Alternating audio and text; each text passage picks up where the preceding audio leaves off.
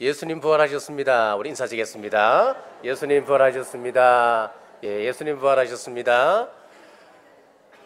우리 한 번 더 인사하시겠습니다. 우리 끝까지 함께 해주셔서 감사합니다. 우리 인사하겠습니다. 끝까지 함께 해주셔서 감사합니다. 자, 하나님을 섬기는 자세 마지막 시간, 우리 사무엘이 받은 복이라고 하는 제목으로 말씀 선포하겠습니다. 사무엘이 하나님과 함께하고 또 하나님을 섬겼을 때에 그가 어떤 복을 받았는지 성경은 분명하게 말씀합니다. 첫째는 사무엘은 하나님과 함께하심의 복을 받았습니다. 오늘 19절 말씀 우리 같이 한번 읽겠습니다. 19절입니다. 여호와께서 그와 함께 계셔서 그의 말이 하나도 땅에 떨어지지 않게 하시니.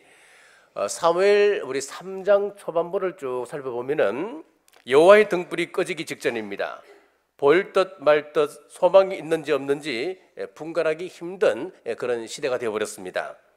하나님이 이스라엘이 복되게 살기를 원하셨습니다만은 엘리 제사장의 불순종과 그의 자녀들의 타락함으로 말미암아 그의 가족도 망하고 이스라엘 백성도 망하게 되었습니다. 그러나 하나님의 선택한 사람 사무엘이 자라기 시작하면서부터 이스라엘 역사에 서광이 비치기 시작했습니다. 자, 그러니까 무슨 이야기냐면은 내가 문제입니다. 사람이 문제더란 이야기입니다. 내가 엘리야냐 사무엘이냐에 따라서 흥왕할 수도 있고 망할 수도 있는 겁니다. 모세 한 사람으로 말미암아 이스라엘 백성들이 세워집니다. 아간 한 사람으로 말미암아 이스라엘 백성 전체가 어려움을 당합니다. 엘리의 눈이 희미해져 가면서 영적인 눈도 어두워져 가고 자식들도 불량자로 전락해 가는데 하나님보다 자식들을 더 소중하게 여기기 때문에 점점 길어져 가기 시작했습니다. 자, 그러니까 내 자녀들이 어떻게 되어 가는지 여러분 잘 살펴보셔야 됩니다. 아무리 빛을 선포하고 내가 하나님의 말씀을 순종한다 말씀한다 하더라도 내 속에 하나님을 대적하고 또 여전히 거절하는 옛 문화가 자리 잡고 있으면은 입술은 우리가 하나님의 말씀을 선포하고 주일날 나와서 예배는 드린다 하더라도 우리 자녀들과 우리 가정은 점점 차이해지는 겁니다. 오랫동안 방황하고 타락하고 하나님을 떠나는 삶을 사는데도 불구하고 아무 일 일어나지 않습니까? 그것을 사랑이라 생각하십니까? 그렇지 않습니다.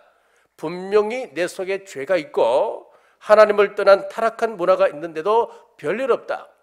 여러분, 그러면 심각하게 생각하셔야 됩니다. 하나님께서 혹시 나를 이제 포기하신 건 아닐까 심각하게 생각하셔야 돼요. 하나님의 백성들이 잘못한다면 거기는 반드시 징계가 따라와야 됩니다. 이게 정상이에요. 안 오면 이상합니다. 징계가 있다고 하는 것은 아직 기회가 있다고 하는 이야기입니다. 아직 하나님께서 포기하지 않으셨다는 이야기입니다. 아직도 하나님께서 함께하고 계신다고 하는 증거인 줄 깨달으시길 주님의 이름으로 축복합니다. 자, 두 번째, 하나님이 자기를 나타내 주셨습니다. 자, 21절을 보십시오. 21절 같이 읽겠습니다.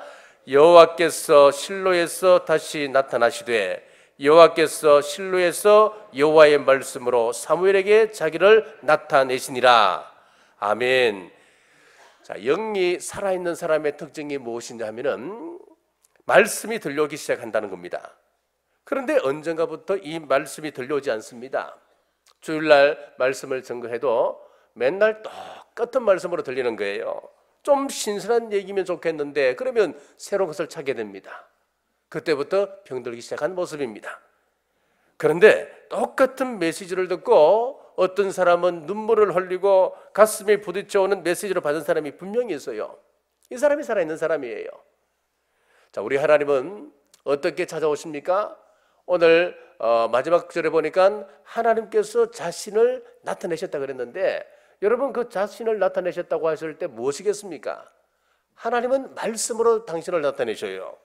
말씀으로 찾아오셔서 역사하시는데 우리가 늘 읽는 말씀입니다. 히브리서 4장 12절 말씀에 보시면은 이런 말씀이 있어요. 하나님의 말씀은 살아있고 활력이 있어 좌우의 날선 어떤 금보다도 예리하여 혼과 영과 및 관절과 골수를 찔러 쪼개기까지 하며 또 마음의 생각과 뜻을 판단하나니. 이 말씀을 잘 보시면 어떤 말씀이냐 하면은 하나님의 말씀이라고 하는 것은 수술나는 칼이다 그렇게 말씀하셔요.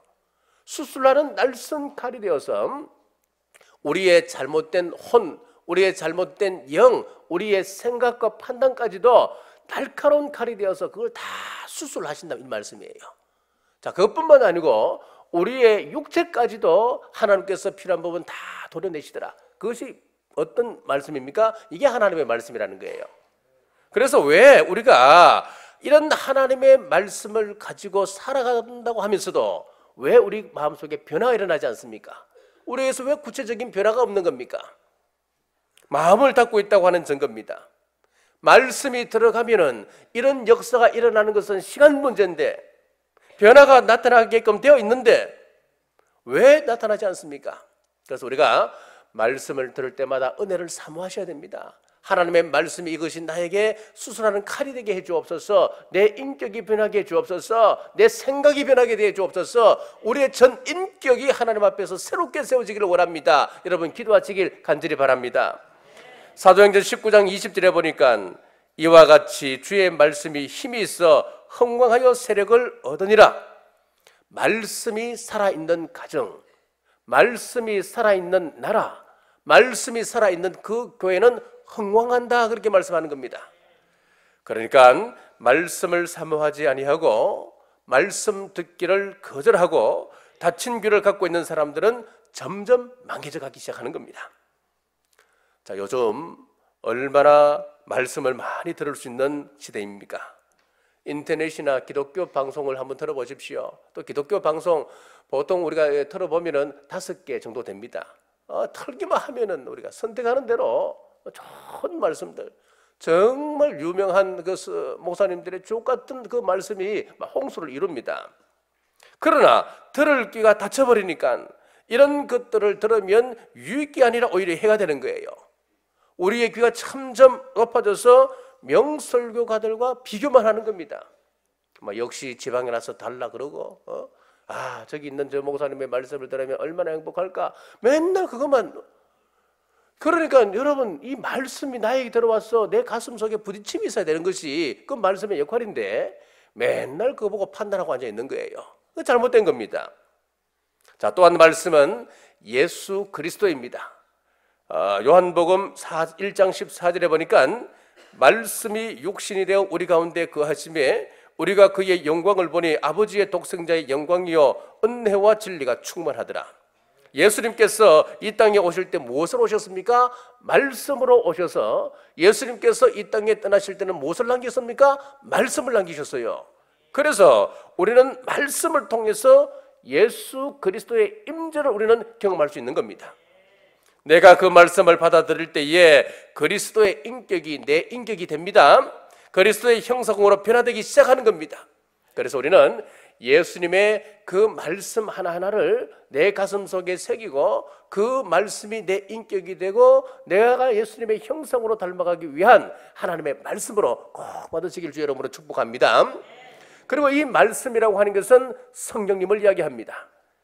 에베소서 6장 17절에 보니까 구원의 투구와 성령의 금 곧 하나님의 말씀을 가지라. 여기서 하나님의 말씀을 뭐라고 이야기합니까? 성령의 검이다 그렇게 말씀하셔요. 하나님의 말씀은 다른 말로 하면 성령님이다 그렇게 말씀하는 거예요. 자, 내 속에 말씀이 들어와서 성령의 9가지 열매, 신비한 열매를 내 속에 내적인 열매를 주십니다.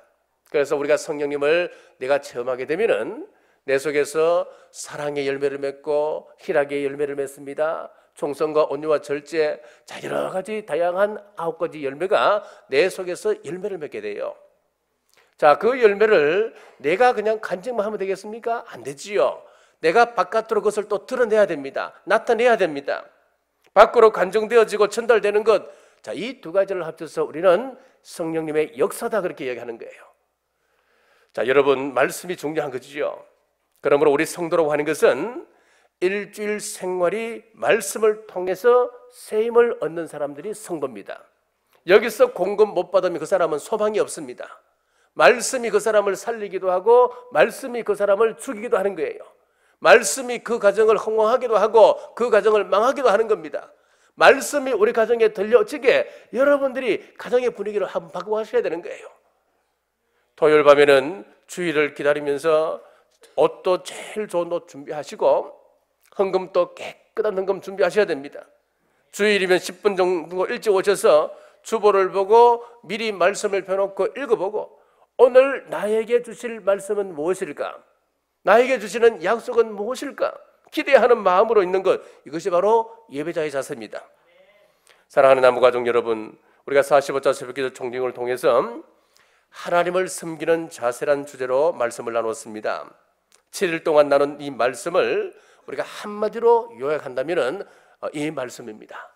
사무엘상 2장 30절 말씀, 나를 존중히 여기는 자를 내가 존중히 여기고 나를 멸시하는 자를 내가 경멸하리라. 엘리와 그 가정은 하나님의 말씀을 경멸함으로 그 가정이 망했습니다. 하지만 사무엘은 어렸습니다만은 이 말씀이 귀중한 것을 알았습니다. 하나님을 공손히 대했습니다. 하나님을 존중히 여겼습니다. 그리할 때 하나님께서도 이 사무엘을 어떻게 여겨주셨습니까? 내가 너를 존대해 준다. 하나님을 존대하면 나도 사람을 존대해 준다. 그랬더니만 이 사무엘에게는 함께 하심의 복을 주셨습니다. 이 사무엘에게는 하나님께서 당신을 나타내 보여주셨습니다. 우리들도 하나님을 존중히 여기심으로 사무엘이 받았던 이 복을 여러분의 가정도 누리시고 우리 교회도 세상 어떤 가치관보다도 하나님을 최고로 여기는 그런 교회 될 때 우리 교회도 더욱더 흥황하는 교회 될 줄 믿습니다. 교회를 떠나는 어떤 잘못된 사상이 밀려와도 우리가 넉넉히 이 말씀으로 이기심으로 장차 우리 주님께서 구름 타고 납발 소리와 함께 이 땅에 다시 오실 때에 우리 모두 천국에서 영광을 누리시길 주의 이름으로 축복합니다. 우리 마지막으로 우리 앞뒤에 분께서 다시 한번 인사하겠습니다.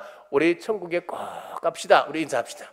우리 천국에 꼭 갑시다. 우리 천국에 꼭 가십시다.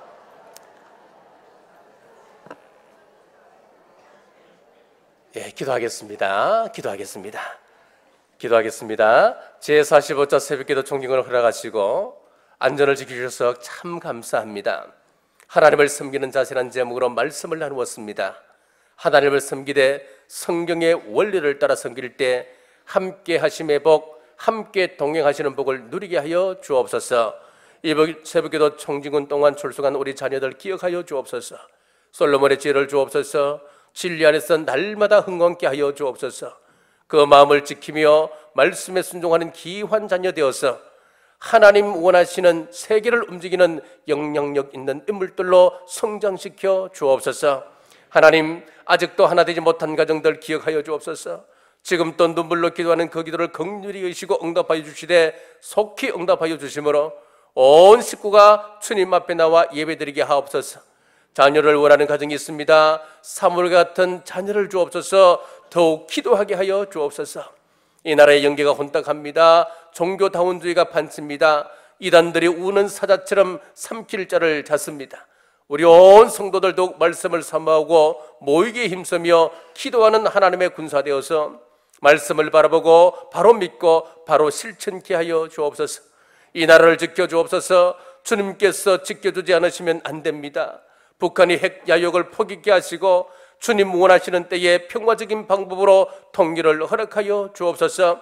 5월 9일 대통령 선거가 있습니다. 하나님을 경외하는 사람이 대통령이 되면 좋겠습니다만은 그리 안 된다면 이방인 고레스와 같이 하나님의 도구로 도구되는 분을 대통령으로 세워주셨어. 마지막 때 한국의 교회가 세계 열방을 향하여 선교의 지평을 넓히는데 도구로 사용하여 주옵소서. 이번 새벽기도 총징은 동안 수간 분과장 차장 찬양으로도 예심 찬양단원들 반주로 안내로 구역 찬양으로 운전으로 주차 봉사로 방송실과 주방 봉사로 또 보이지 않는 곳에서 이름도 없이 빛도 없이 봉사한 모든 종들에게 은총 베풀어 주시되 하늘에 다함이 없는 복과 땅에 기름진 것으로 갚아 주옵소서. 주님 앞에 받은 은혜 감사하며 예물을 올립니다. 큰 감사와 기쁨이 넘치게 하옵시고 이 물질에 궁핍함 없게 하여 주옵소서. 마태복음 10장 기도합니다. 마태복음 10장 7절 우리 남북의 성도들 천국 가게 하여 주옵소서. 마태복음 10장 8절 천국 가는 그날까지 건강을 지켜 주옵소서.